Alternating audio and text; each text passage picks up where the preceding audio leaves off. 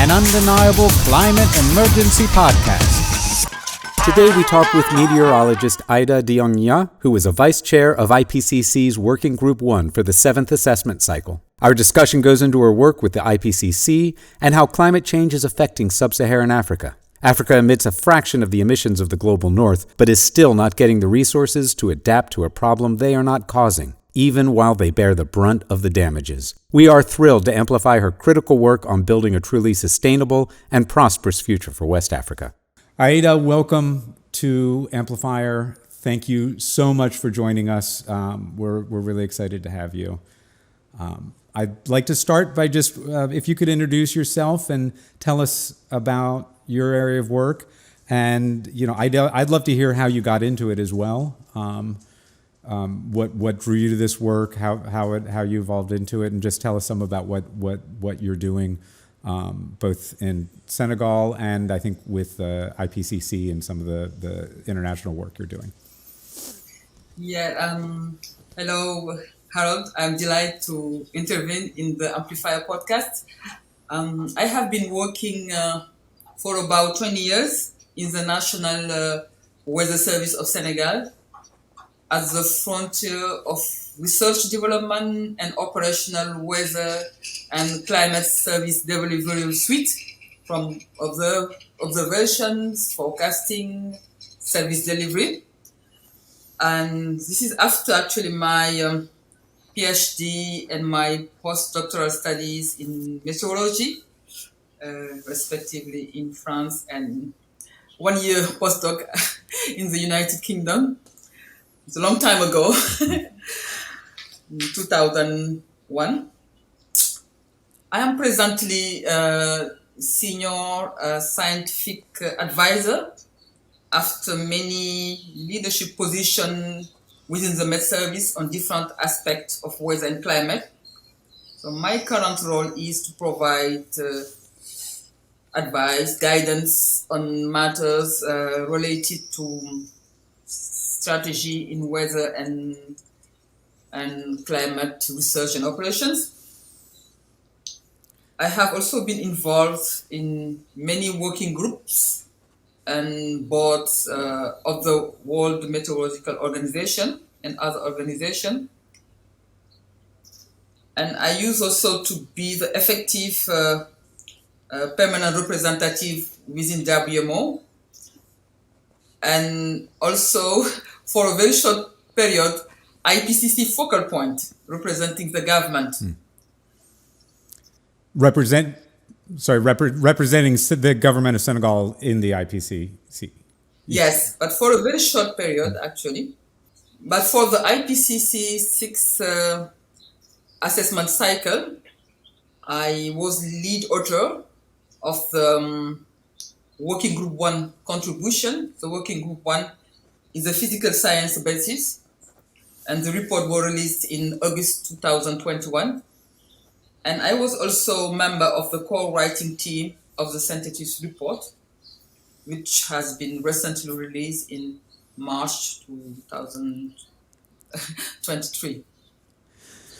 So I was also sometimes involved in policy design, but in a very short period, and interacting also with other sectors.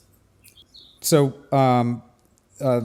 just to explain, our audience is going to have different levels of familiarity in terms of the physical science. That's really, that's the working group that's really focusing on the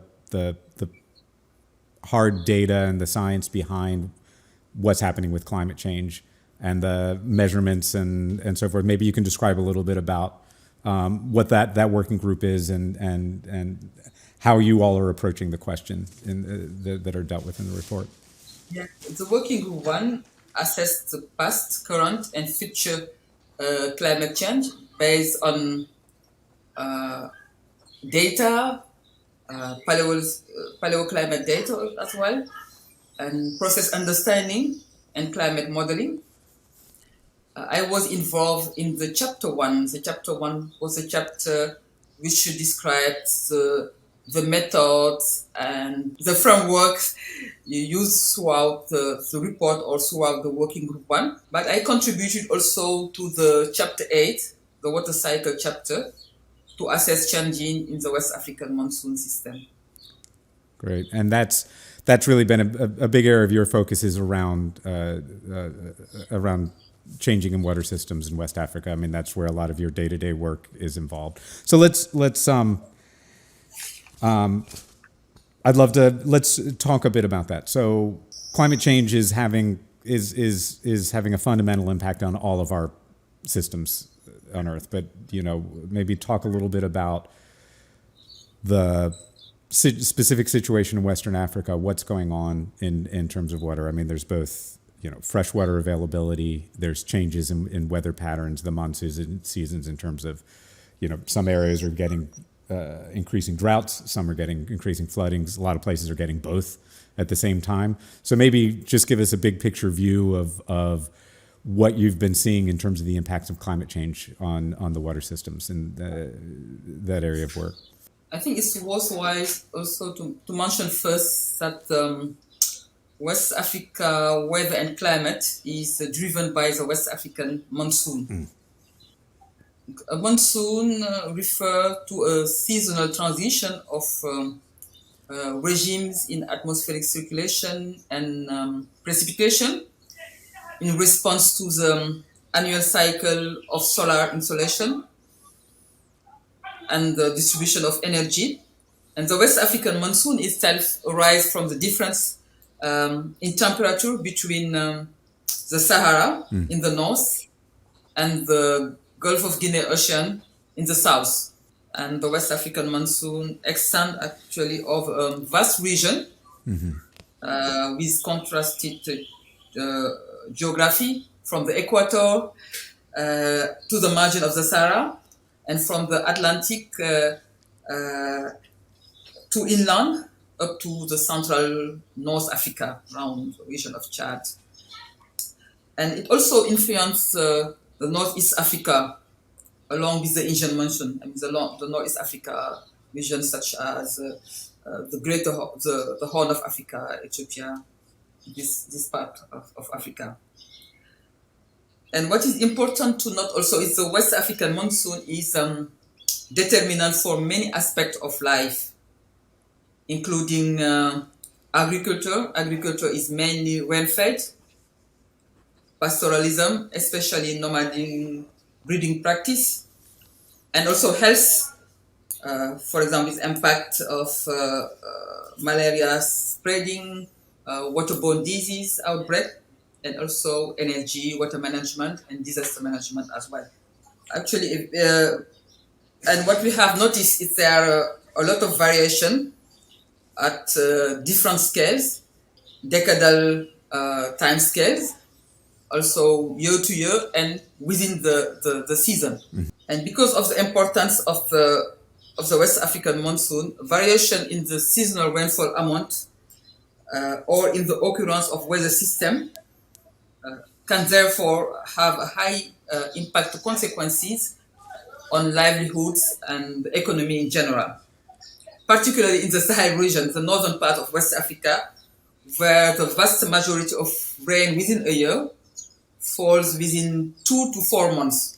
And this, what we have observed already related to climate change, is that there was a wet period in the mid-20th centuries.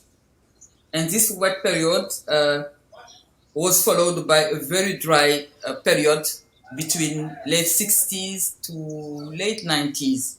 Although there was an upward trend that was noticed in the middle of the 80s. And rainfall deficit relative to the long-term mean ranged from 6% in the north Sahel to about 30% in the south during 60s to 90s. Actually, it was not, this deficit was not related to climate change. It was related to anthropogenic factors. Actually, it has been partially attributed to human activities through the effect of the aerosol cooling in the northern Atlantic from Europe and from US. So it was human caused, but related to aerosol emissions. So you're saying it was actually an effect of cooling over the Atlantic that caused the drying. Yeah, because at internal, annual to decadal timescales, both remote and adjacent sea surface temperature anomalies appear to be major drivers of rainfall variability of the West African monsoon region. And there is a partial recovery of rainfall due to regulation in aerosol emission in Europe and US, and also to the effect of greenhouse gas emissions. So greenhouse gas emission globally tend to increase rainfall in the monsoon region. But what we have seen also is that there is less spatial coherence, and there is also a difference between Central Sahel and the Western Sahel. Western Sahel, particularly countries like Senegal, Mauritania, and part of Mali. So overall, though, the region, well, first of all, it's interesting because you see, I mean, I think it's very powerful when we look, although obviously the systems you're describing, there's a lot of complexity because there's interplays between different factors, but that we can make policy that changes the impacts, which is the aerosols, right? I mean, I think it's because I think one of the things that is paralyzing is, I mean, and the paralyzing and accidental. There's some people who want us to be paralyzed. The fossil fuel industry wants us to feel like there's nothing we can do, but that we do have precedent of being able to make policy changes that can shift these massive systems. So the changes in policy around aerosol had an impact of increasing the rainfall. The other side is that it's very complex because what you're saying is that the greenhouse emissions raising temperatures is actually in West Africa is increasing rainfall as well. So they're working together. So, and I think that that's one of the things that's really interesting as we look at this is that it's not that a lot of what's happening it's the shift itself. Locally, the shifts can be very different, right? The shifts can be different. Some areas may become dealing with desertification, while others might be dealing with an increased rainfall. Where is the impact kind of landing now in terms of Western Africa? Is it going more towards where the kind of the wet period from the middle 20th century, or is it becoming wetter than that? What's been the balance of where things have been impacted in terms of the monsoon system at this point? Yeah, to summarize, we can say that the recovery has been attributed to the combined effect of increasing greenhouse gas and decreasing anthropogenic aerosol over Europe and North America. But the recovery of rainfall is characterized also with more intense rainfall, and also more dry periods within the rainy season, and also a lot of variability from year to year, particularly in regard to the onset of the monsoon season and the cessation of the monsoon season. So overall, there's a destabilization essentially of the weather systems, and so and what impact does that have? Because if you look at rainfall over an entire period, that's one thing, but it has a very different impact if it's a deluge with greater than expected rain and then no rain in terms of actually being usable for agriculture and making water available. And sometimes there's, the heavy rainfall can actually damage topsoil and actually do more harm. So what is this variability? What kind of impact has it been having in the region? For the very dry periods, the 60s to the 90s, Africa, particularly the Sahel, was known as a region with problem of food insecurity, water availability, and decrease also of the cattle, divide by two in some areas, and also migration to Europe, but also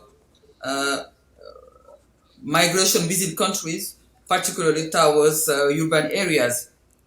And now what happens is that as the variability is very high, the farmers do not know which variability to choose for. Yeah, it depends on years, and sometimes we experience food insecurity due to low rainfall, or sometimes also due to heavy rainfall.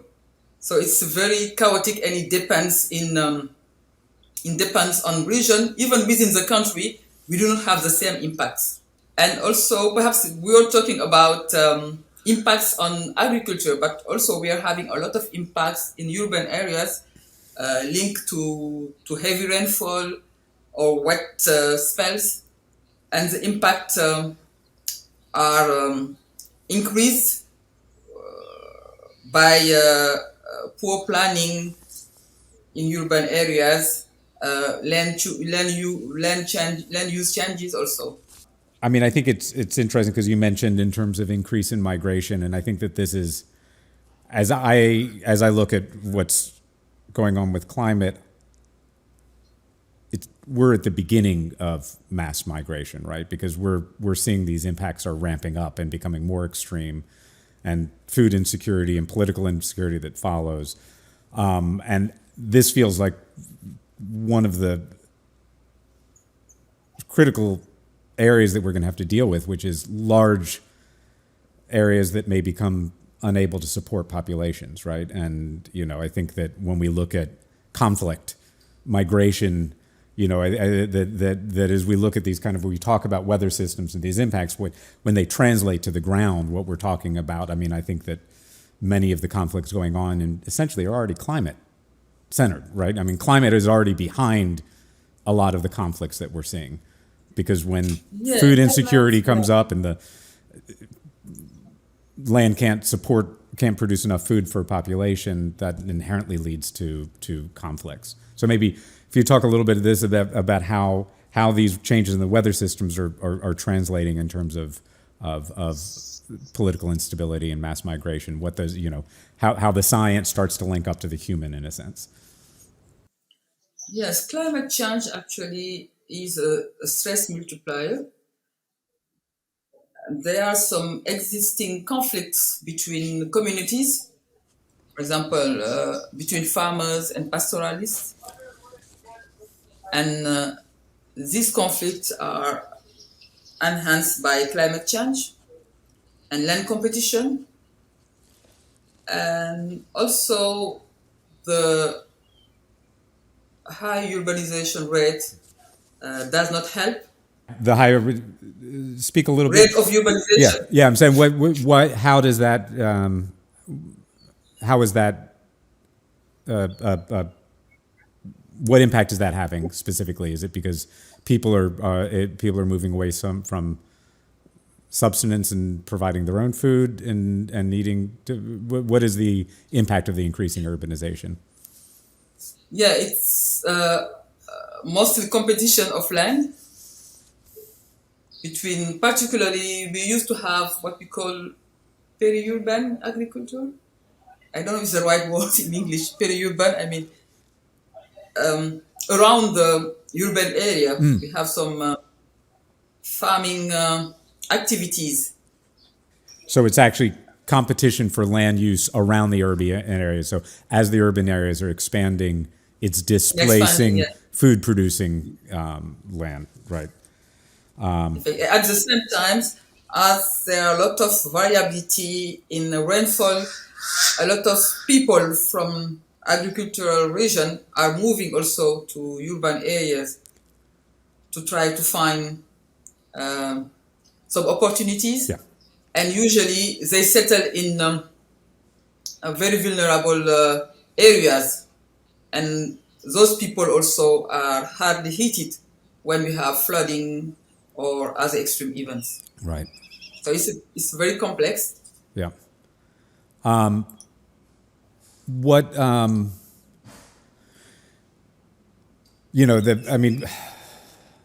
sorry, I'm lots of parallel thoughts, so let me try and pick one out. First is, and I think that this is something that I'm hoping particularly for a U.S. and Western audience, which is, there's the impacts are being disproportionately felt in a lot of the most vulnerable communities internationally, and often flip side to historical emitters, right?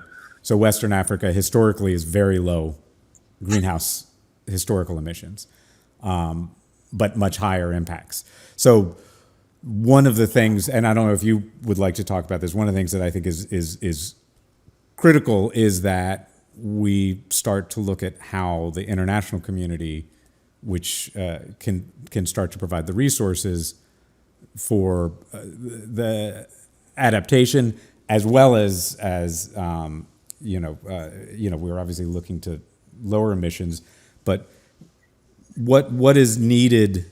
What do you think is the some of the most needed things to help with these changes that are happening? Because even if we start to become successful in lowering greenhouse emissions, these changes aren't going away, right? A lot of this stuff is locked in, and it's going to get worse before it gets better.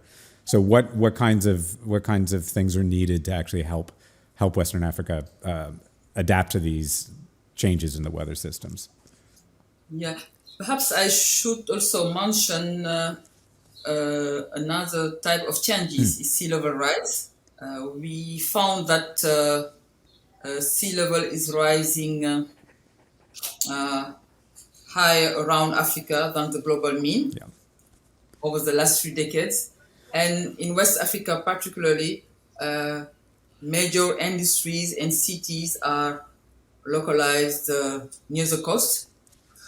And also, it's also perhaps an adaptation strategy from people inland, at least for Senegal, to move to the coastal area because the temperature are lower than inland. Particularly during this period, just before the start of the rainy season, we have just had a heat wave in the northern east of Senegal. And one strategy is also for elderly people and for young people to migrate to the coast. And we know that sea level rise will continue regardless of the scenario emission we'll be having. Yeah. And in terms of adaptation, yes, we have noticed that there are some adaptation activities, some progress, but in Africa, in Senegal, the adaptation is more community-led.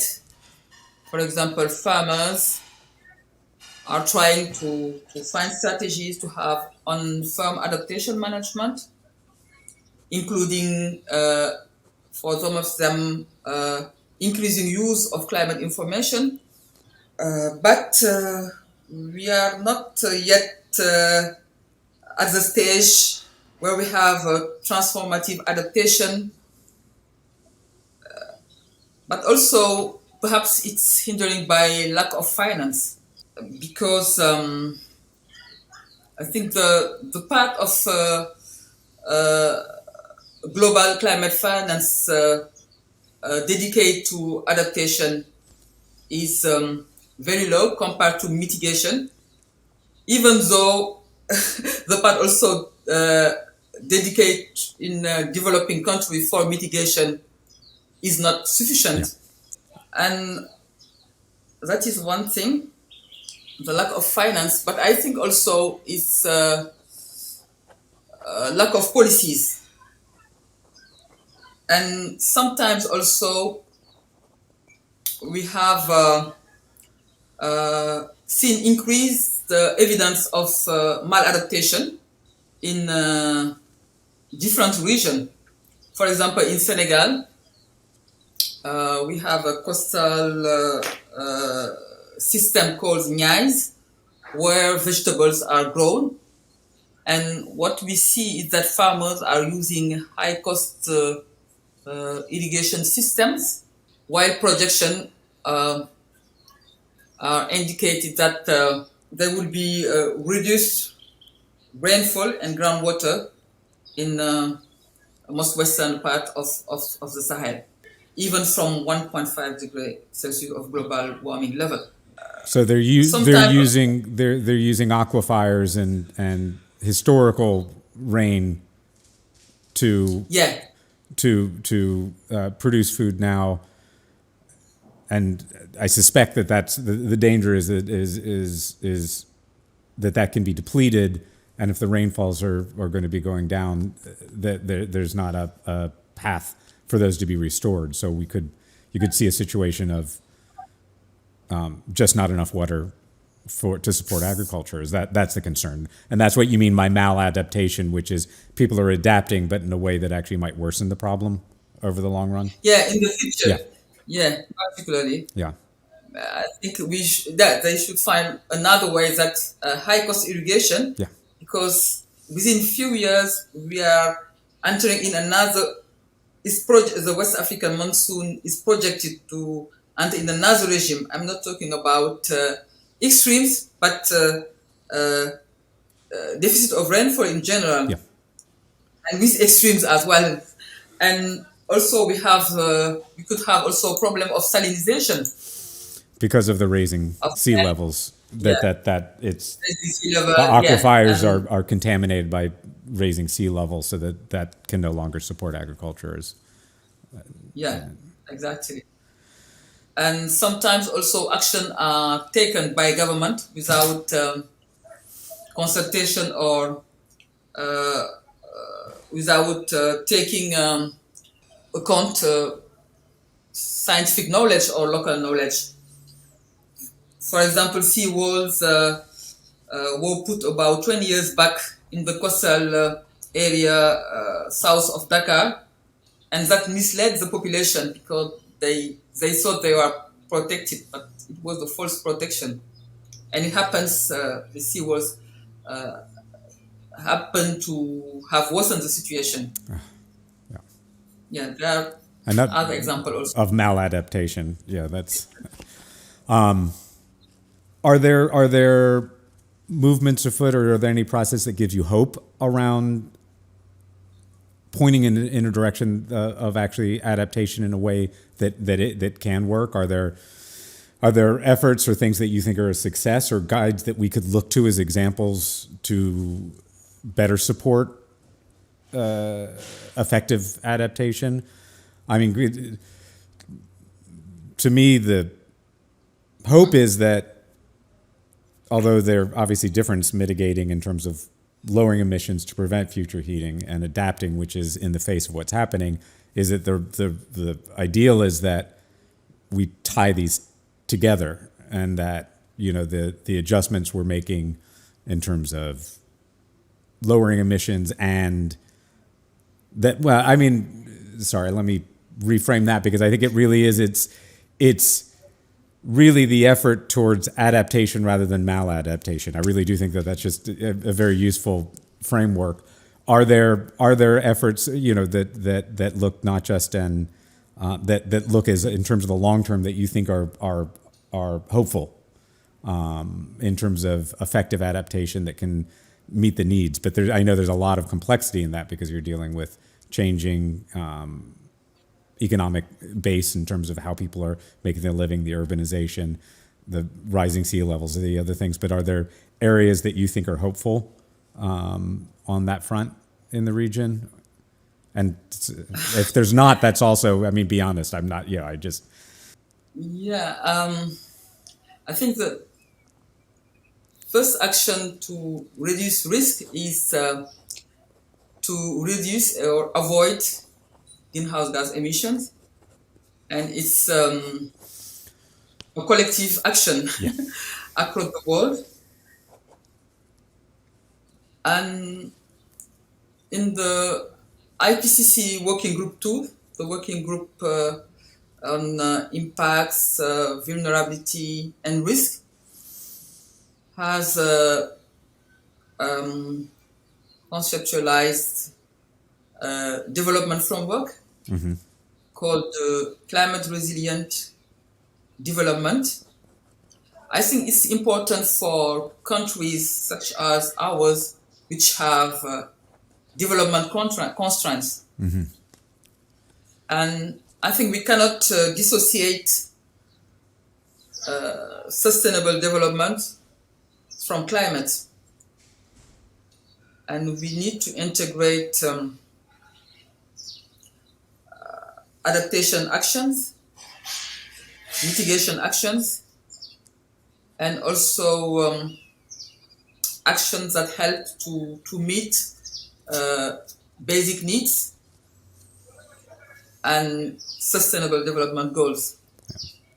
Last week, I participated in the Global Social and Solidarity Forum, and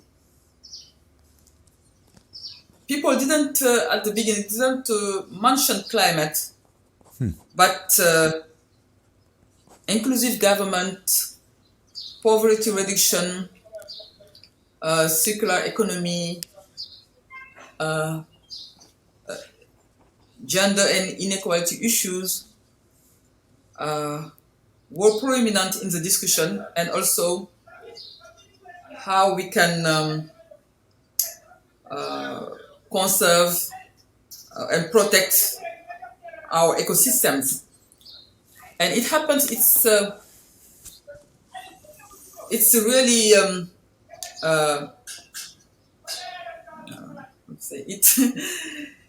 it's really in agreement with the climate resilient development pathway. And I see also there are a lot of actions from civil society here. For example, in regard to agroecology and some innovation for example, using for waste management and producing biofuels, and also sensitize local communities. But I think we need also to work more with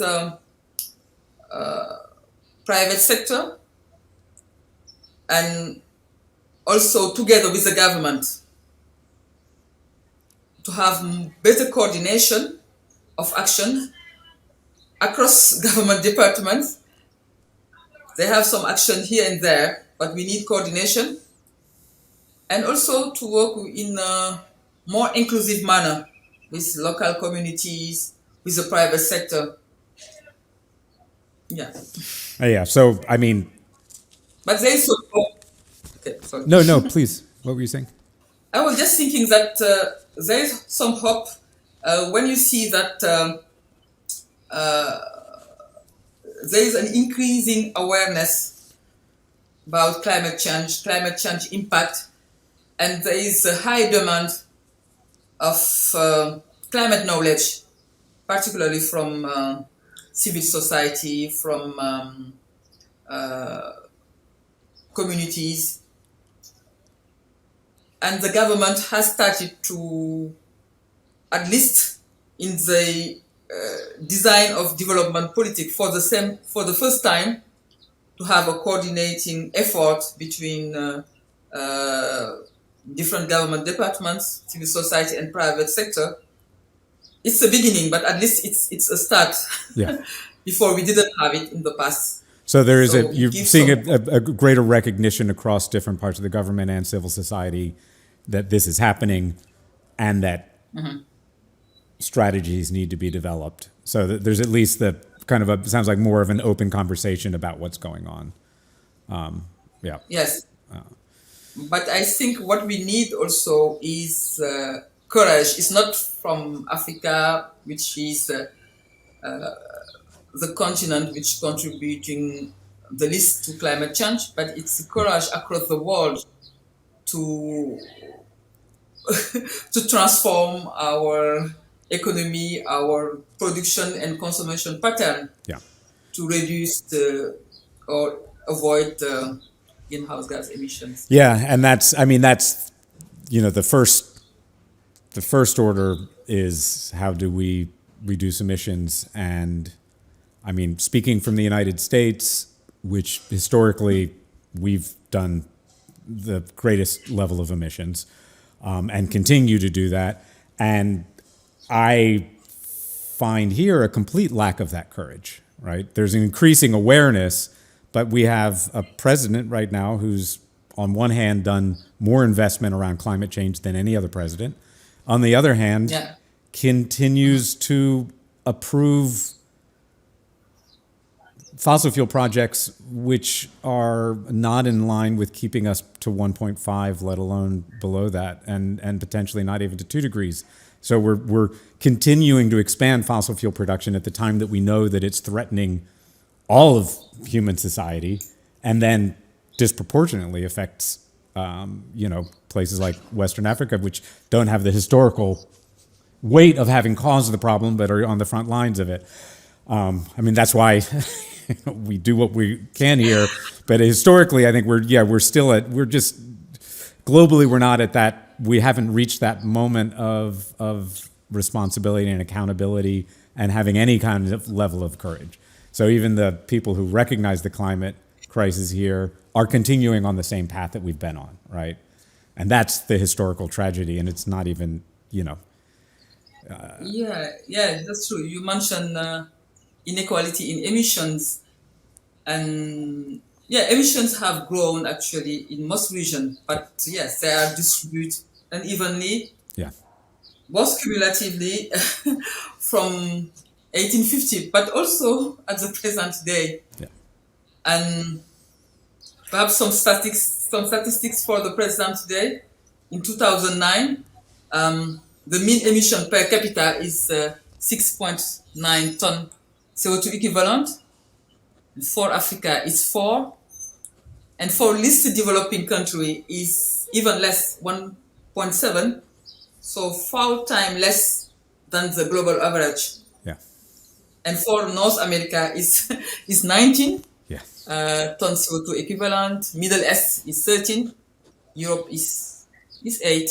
yeah, Emissions are declining in Europe. In some countries, we have seen emission declining. And increasing these emissions have led to increasing weather and climate extreme events, especially. And this have exposed millions of people to acute food insecurity, with the largest adverse effect in region which have contributed to least to climate change, such as in Africa, some part of Asia, small islands, Arctic. And even within our country, people whose livelihoods depend on land and sea are the ones who are hardly heated, most heated. Yeah, we have seen what you have probably heard about extreme rainfall in Democratic Republic of Congo and Rwanda. Actually, in this IPCC Working Group 2 report, and also in the synthesis report, we have shown that between 2010 and 2020, human mortality from floods, droughts, and storm was 15 times higher in a region with higher vulnerability compared to region with less vulnerability. 15 times higher. Yeah, 15 times deaths higher. from flooding events. Yeah. flooding events or Or droughts droughts, or or all of the storms, variability. Okay. extreme events, Yeah. weather events. Yeah, I think one of the great challenges is that, I mean, and we can look at a lot of the reasons behind it, but the failure of people, certainly in the United States, I think we're in the worst situation here of, first of all, recognizing that this is an emergency, that it really is a climate emergency, that we're not talking about possible future impacts. It's starting to happen here where we're getting some of the more extreme weather effects. Our Southwest is running out of water. Large areas are just running out of water as well. So I think people are starting to understand that. But I think that when we look at this as a global system, there's an absurdity to thinking that any of the impacts are actually remote. Because when you destabilize economies and populations, it has ripple effects everywhere. I mean, and that I think is the fundamental, and we have, obviously there's the history of colonization and exploitation where Europe and the United States have underdeveloped and overexploited, Latin America and Asia and Africa and all across that. And then now it continues with climate change, which is our emissions are now having a greater impact there. But there is no over there, right? We're in one global climate system, one weather system, one food system, and that the idea that when massive populations is displaced, it impacts everywhere. I mean, when you talk about migration to Europe and the political instability where there are fascists who are rising in power in response to this, even if the migration crisis is actually caused from Europe and the United States. We caused the crisis on every level, and that yet the response to that is often fascists, and in our country as well. Like we've got fascists quite powerful, and it's not an exaggeration to call it a fascist movement in this country. They, for God's sake, now they put on swastikas, and it's not even subtle anymore.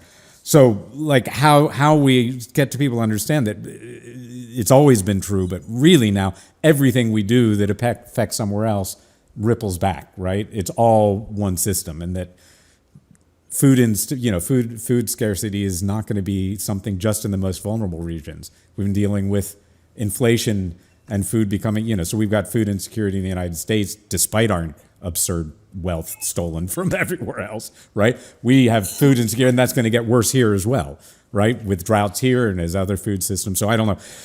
It's more of a rant than a question. I was just, that's I think one of our great challenges is how do we get people to understand that these impacts there is no over there's no separate, there's no other. We're talking about one rather delicate in the face of human activity, weather, climate, biosphere, food systems that are really tightly tied together, political systems. And if we don't start to resolve this and take that courage, yes, some areas are going to be hit faster, worse, hard, but no one escapes. No one escapes the impacts. Yeah, and particularly in our region, we have already experiences, loss and damages for ecosystems and peoples, and the problem that is that with every increment of global warming, the impact from the changes in the climate systems and the risks and related loss and damages escalates. Yeah. In every region, and I was wondering, even in the United States, one of the findings is that tropical cyclone will intensify and also will be having a larger proportion of intense tropical cyclones. Yes. And I think that even within the United States, perhaps most vulnerable communities suffer more when such extreme events happen. Absolutely. I mean, and that's even within the United States. The legacy of racism and how that interacts with climate change, it's the same thing. Which and so we get it here both on the direct environmental impacts of fossil fuel production. There's Cancer Alley, which is disproportionately black and brown folks who have enormously high cancer rates because of fossil fuel activities in terms of processing oil and refineries and the emissions from that. But then also, the most famous example here was Katrina, which is and you just see that, but that's happening. That was the dramatic ones, but those impacts are daily, right? Those impacts are continuing, and they are not just when a whole city gets wiped out. It's the kind of the steady drumbeat of degradation of water, of extreme heat events, of all of the impacts of the extreme weather events. So yeah, it's true within the United States as well. Absolutely, I think that's absolutely true. I was wondering if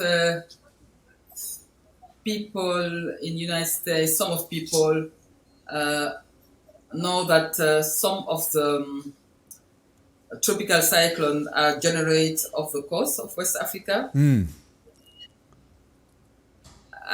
there is a high correlation between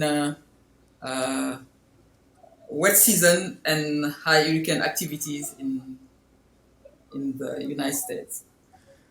So that's the impact again. Yeah, that really, you can't get a more direct thing of seeing that it's one weather system.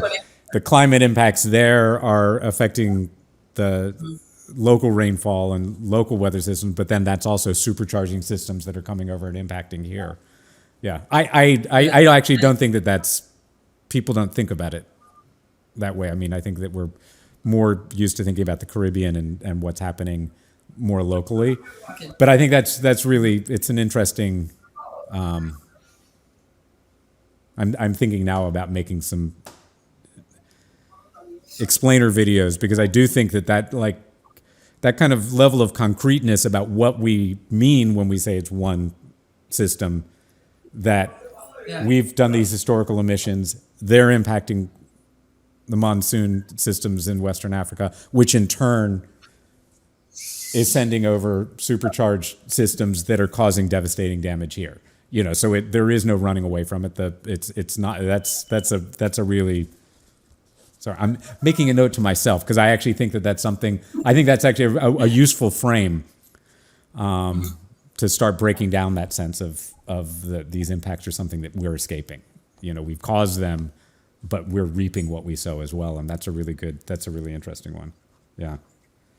What if I mean, I think some of this is the essence of what I think needs to happen within climate institutions and the movement here, which is understanding the need to see this as that the most vulnerable communities, that we don't solve the climate crisis if we're not actually addressing issues of equity, if we're not addressing issues of the disproportionate impacts from lower emitting countries, all the things we've been talking about. What do you think? What would you like? What do you think people in the climate movement in the U.S. and in climate organizations and academia, are there things that you think might be? How would you like? What kind of information or what kind of viewpoint would you like to kind of see more people more embrace and understand here, right? Around this, are there perspectives that you think that would be helpful for the climate movement and people, the climate movement broadly, whether that's in academia, NGOs, activist organizations that we're missing? I'm just wondering, if there's anything that you think from your work that people are missing, because you deal with, when you're doing IPCC, inherently you're working with people from all over. And are there, I'm going to restate this very simply now. Are there, what do you think are the worst blind spots for people in the climate movement in the Europe and the United States in particular, or North America, what are some of the blind spots that you see that we have when it comes to what needs to happen around climate? Oh, I was wondering if it is more complicated. What do you mean by a blind spot? I mean, sorry, a blind spot, like things that we're not seeing. The perspectives that we're not seeing. Yeah. Are the things that you found in your work internationally, the areas that we're missing, the perspectives that would help the work that you're doing there, that would help in these addressing some of this inequity that we're talking about? Yeah, it's an interesting question. Let me think about. I think that related even to climate knowledge or climate knowledge generation, one thing perhaps is being put on the spot, but might not be understood by everyone, is that the problem of data. Could be climate data, but also data from different sectors. Actually, the observing systems across Africa are declining, sometimes because of conflicts, but sometimes also because of lack of sustained finance. And also capacity building to navigate through different types of data. We know that there is an increasing amount, for example, of satellite data. But I see that many institutions, particularly operational institutions who are providing climate information, lack capacity to infrastructure capacities, human capacities, to take advantage of this type of data.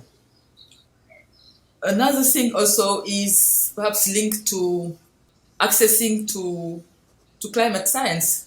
In many institutions cannot or have not registered to access to scientific papers. I mean, it's basic, but it's a problem. And sometimes also some people want to publish papers, but have to pay to publish papers in some journals. But luckily, there is an increasing number of journals where the fees are not so high.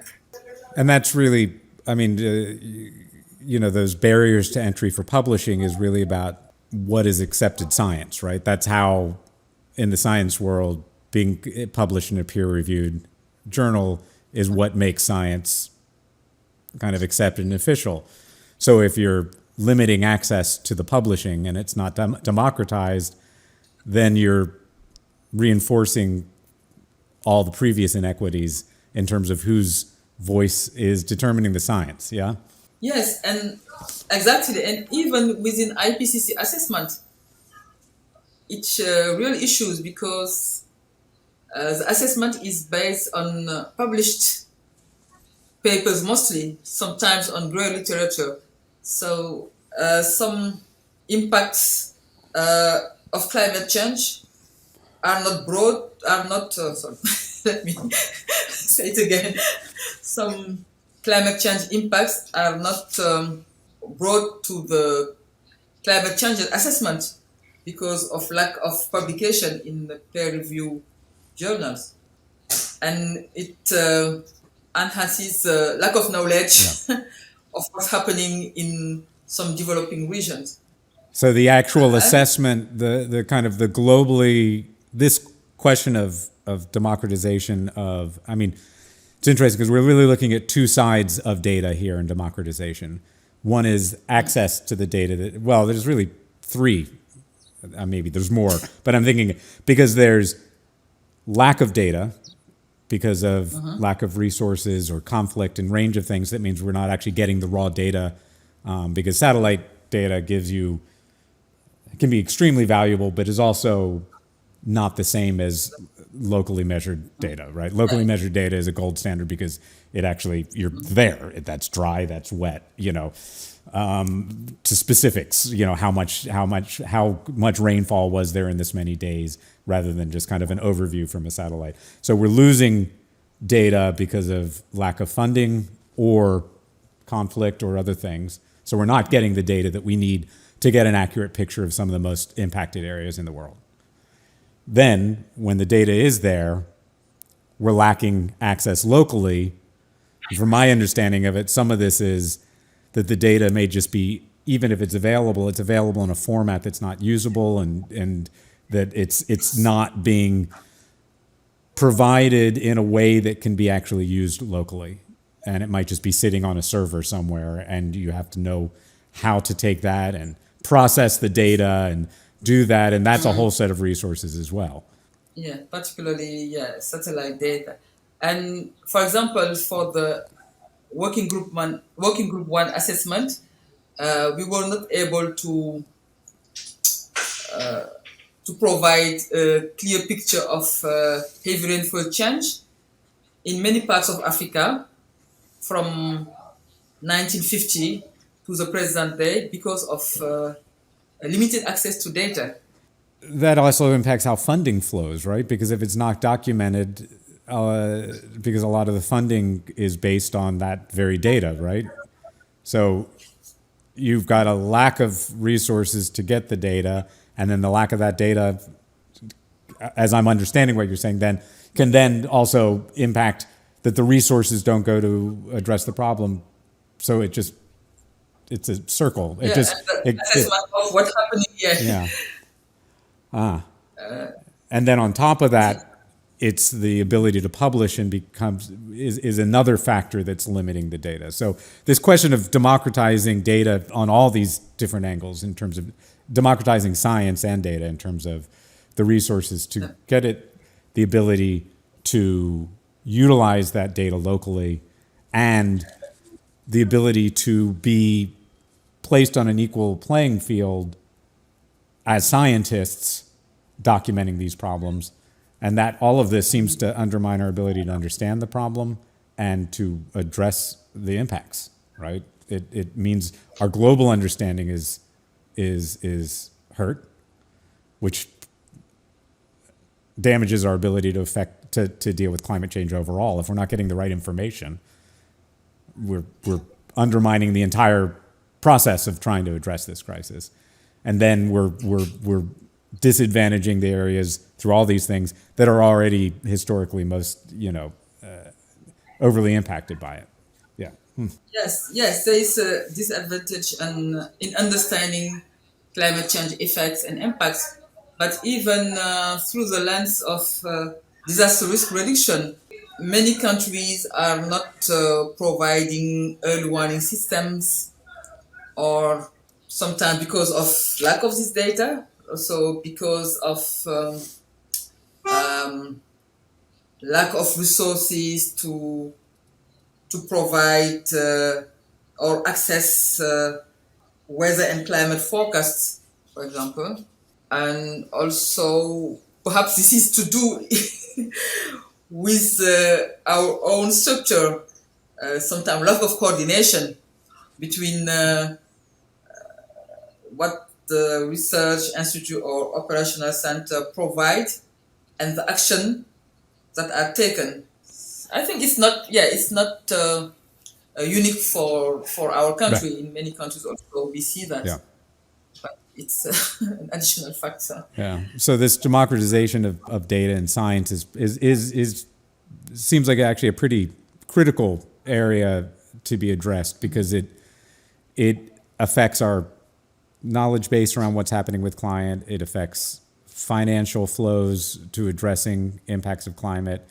It affects the ability of using that data for early warning, for agricultural planning, for land use planning, all the things that we're talking about. All of it becomes kind of hobbled by this lack of a democratization of the data. Understanding the relationships between climate and, for example, health and other sectors. not only climate data, we need also data from this sector. Right. It's climate is just one. I mean, obviously the data is going to be affected across different sectors, and that's one of the things. I mean, the crisis we're facing is a climate crisis, but it's interrelated with freshwater availability and soil degradation and biodiversity collapse and all of these. So when we talk about the climate crisis, it's the sharp edge that's making all of these other problems worse, but we can't really understand it without relating it to all the other interrelated issues. So that seems one thing that and it feels like here this question of democratization of data, of accessibility of data, of equalizing access to scientific journals, both in terms of that's actually something, particularly in the climate science community, that seems like something really critical that people in scientific institutions here in the United States and in the West see that as a priority, and raising those voices up. But it's a lot more than just paying attention and listening. It's actually changing the institutional structures that are providing these kinds of limits. Perhaps one other thing I could add is funding research. We do have some projects funded. Let me frame it this. Sorry. We have some projects funded by external donors, but usually they come with their own agenda, and you can see some institution jumping from one topic to another because of the agenda of the research that the donor has set. A sustained also funding mechanism for research is important. Part of this, it seems that research needs to be funded that's more locally driven, because too much, I think, and this is a global problem in the sense that also even adaptation efforts are often driven by, the classical development model, global development model is, the IMF comes in and says, we're usually loaning you a lot of money that's going to destroy your economy in the future. And what we're going to insist you do is some large-scale infrastructure project that pays no attention to any of the local needs. So hydropower being, the famous one. We're going to destroy rich agricultural lands, put in a bunch of dams, because that's what we're going to do. There's generally a lot of corruption also that happens around that other people are kind of dipping on this. And I think it seems like a lot of that, it's a neo-colonial model, right? It's continuing on that effort of imposing projects. And it seems like that a lot of that's continuing on the scientific level now in terms of what are the studies, what is the research being done, what's the focus, what's the area of interest. It's not being driven by what's happening locally. It's being driven by these institutions. So that feels like and that model doesn't work, right? We just know that. If you come in and aren't listening and aren't in collaboration with, it's not only just unethical and wrong, it's just ineffective, right? Because what you're doing has nothing to do with what's needed there. So that's, I guess, one of the big challenges in the science community then is how do we change that model? And I think we're going to see this. We see this across everything, like because mining, all the rare earth minerals that are needed for a transition, is that being done in collaboration and with the environmental and the local needs of an area, or is it just being come in and doing more extraction that ignores it? So it's the science world we're in a very similar situation, which is breaking out of this kind of top-down and this colonial model of imposing and saying, this is what we're interested in, so we'll provide money from that.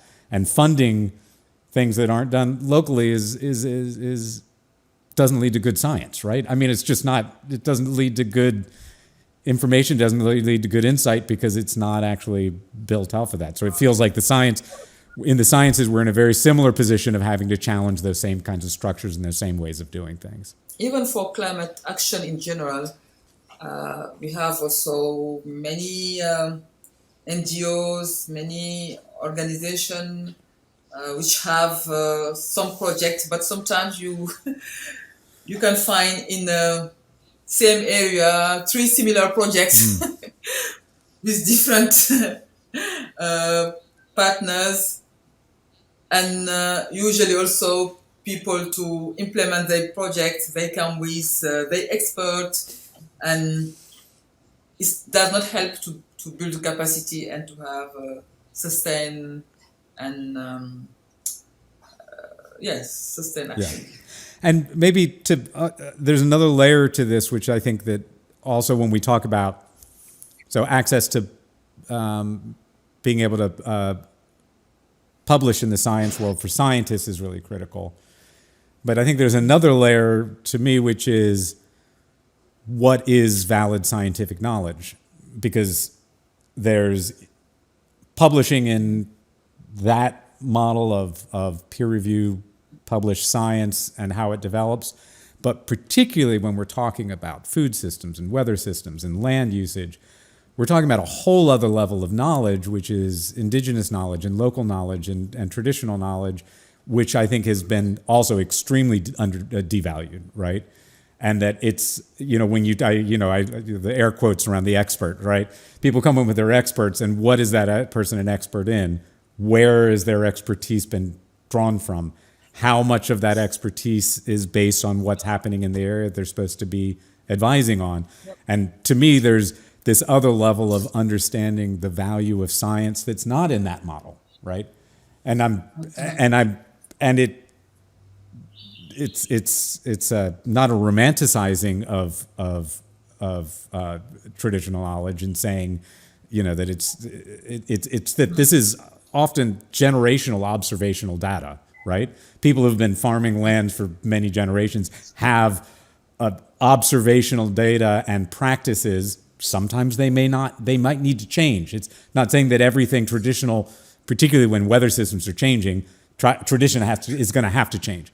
But that those practices and that knowledge comes from somewhere, and it actually is observational data, sometimes in some cases going back thousands of years, right?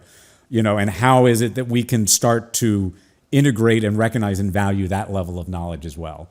To me, it's that, can we get that conversation and a real collaboration between that kind of indigenous knowledge and local knowledge and then the more traditional Western published peer-reviewed science, and say, well, they're both tools, right?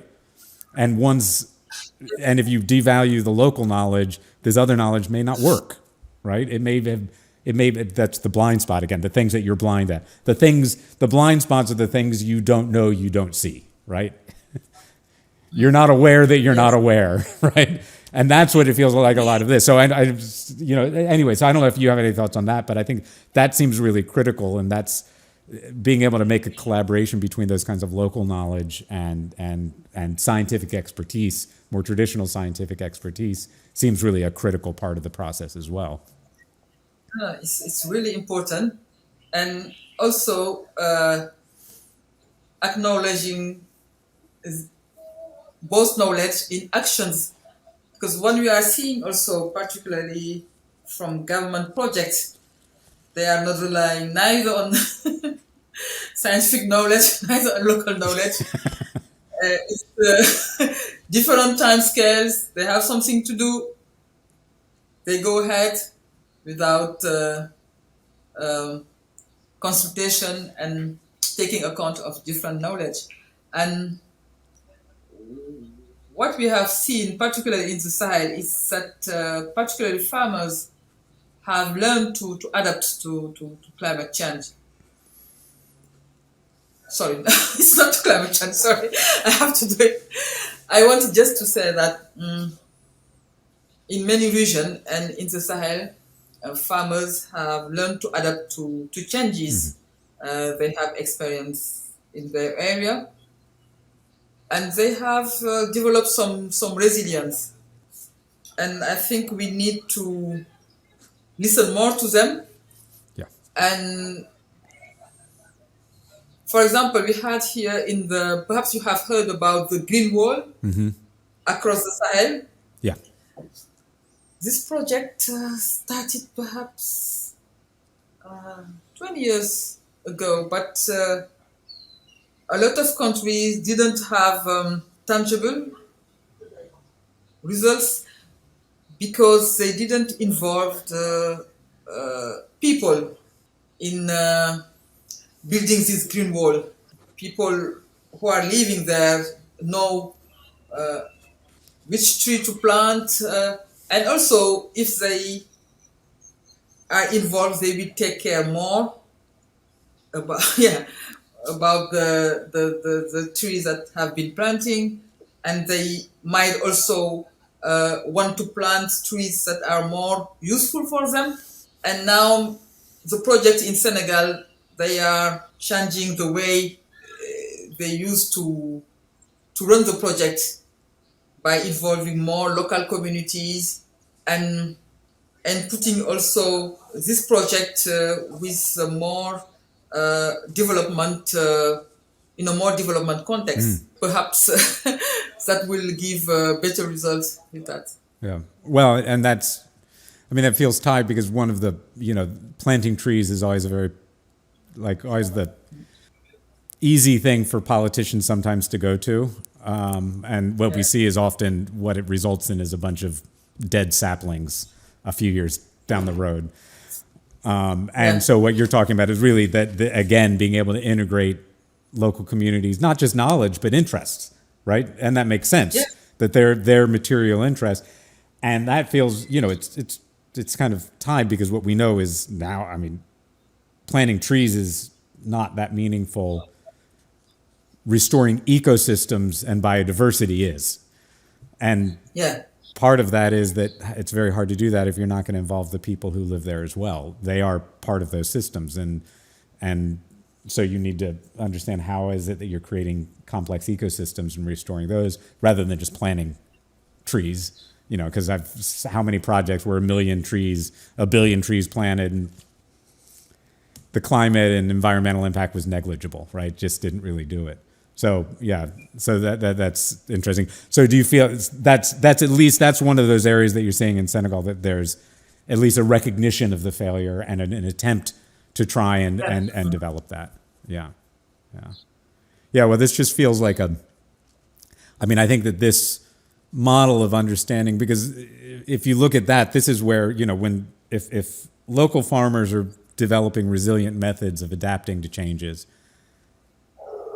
that's so much knowledge is going to come out of that.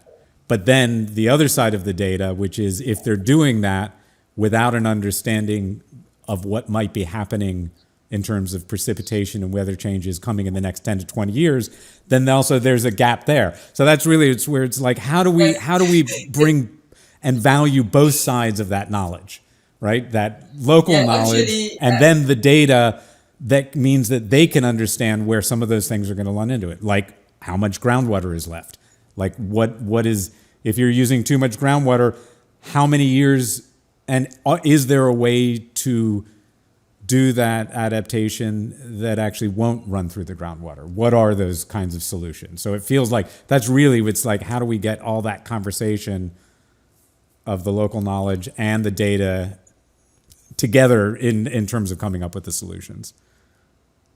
Yeah, it's not easy, but I think it starts by an inclusive dialogue between all parties, and from the beginning, because it's not an add up to of local community interest, on add up of science knowledge at the end.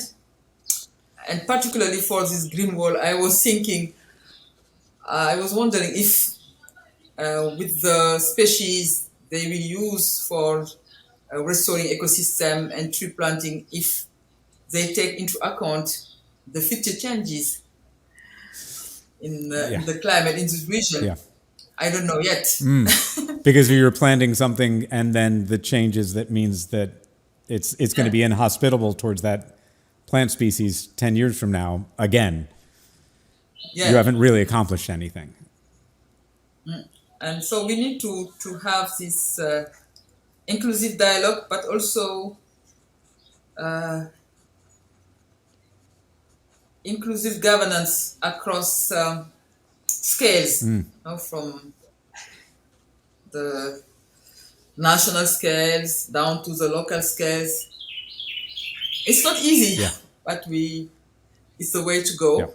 And that, yeah. And it's really putting at the center of all of our work at every level, because we've addressed it in terms of finance flows, access to science, data flows on a global level and between regions, and at a national level and a local level. It's really an ethic of informing every area of work. I think that whatever area of work we're in, this question of inclusive dialogue and democratization of data and science and respect and inclusion of different categories of knowledge, from peer-reviewed science to generational local knowledge.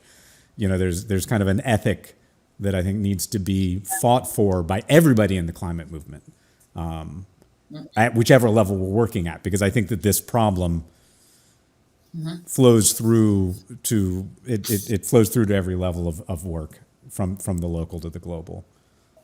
Well, this is this is really fascinating, and I'm really grateful that you gave us time. Are there other areas that you'd like to touch on, or things that you'd like to address? Yeah, perhaps just three main messages as global messages, and perhaps the first one is the statement of the current situation. Yeah.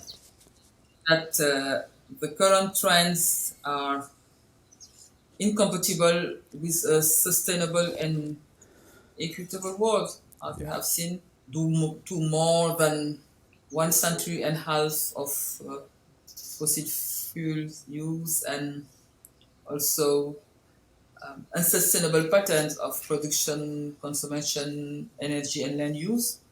And we have observed widespread and substantial impact and related loss and damages attributed to climate change, with the most vulnerable people who have contributed to the less, who are the one who are hardly hit by climate change. And loss and damages are part of our future. And the action that we'll take now will make a difference, actually. This raises question of historical climate justice, but also question of intergenerational.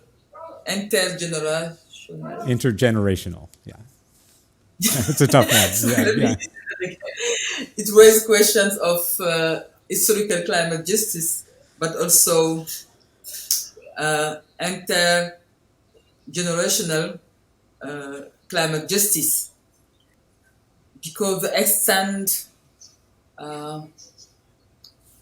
that actual and future generation will experience a warmer world and changes depends on the actions we are taking now.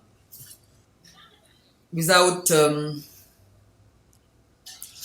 strong climate action, loss and damages will continue to disproportionately affect the most vulnerable populations and most vulnerable ecosystems.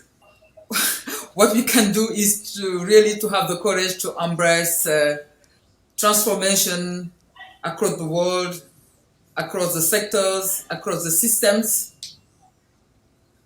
And this can be done only with rapid, sustained, and deep emission reduction of greenhouse gas emissions, and also transformative adaptation.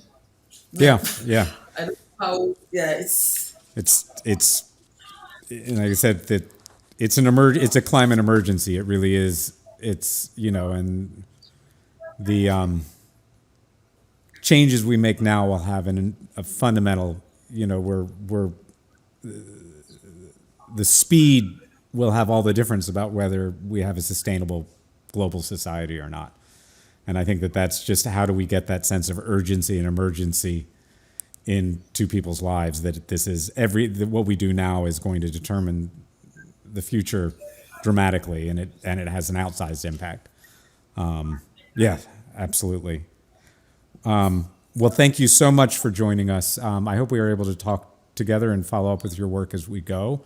There's some other areas that we're looking to do that maybe I'll be in touch as we start to do this. We're trying to build up outside of this podcast, we're doing a whole channel of content, some of it using comedy to try and get people to think of things, but also trying to do short documentaries about these local models, what people are doing in terms of local adaptation, some of what we were talking about, and trying to share those models so people can start to learn.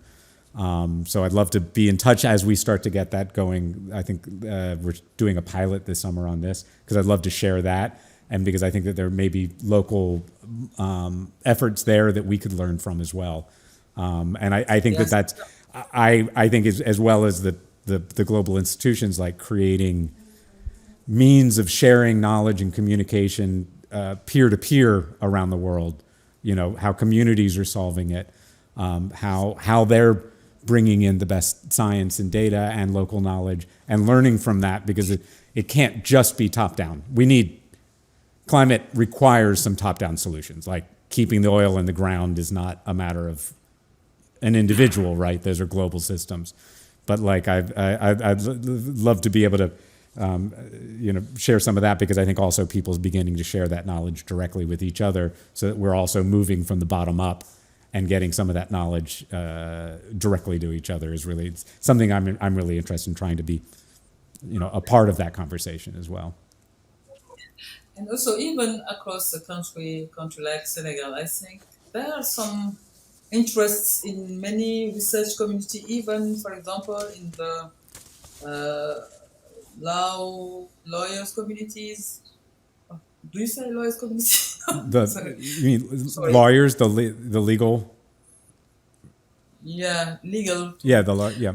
So I would say that there is a lot of interest in research community, in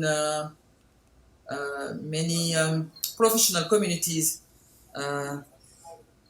interest in climate change. There are also a lot of NGO working with local community, but we do not know who's doing what.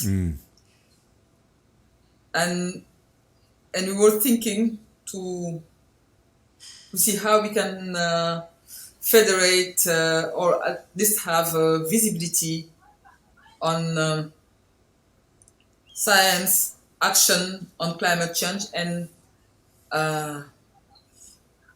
perhaps in the future to have more interdisciplinary research or analysis, and to try to put output of interdisciplinary research and analysis to the policy space.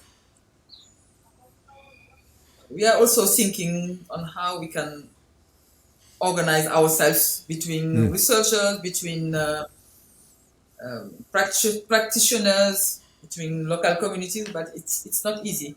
Well, I'll be interested in hearing. I hope you'll share with us how some of that goes, and if there's things that we can learn from and share and amplify in the future. I'd be very interested in that. Fantastic. Well, thank you again. You've been very generous with your time and your incredible level of knowledge, and I'm really grateful to have had the chance to talk with you today. Thank you. It was a real pleasure and interest from my side. Keep in touch. Bye.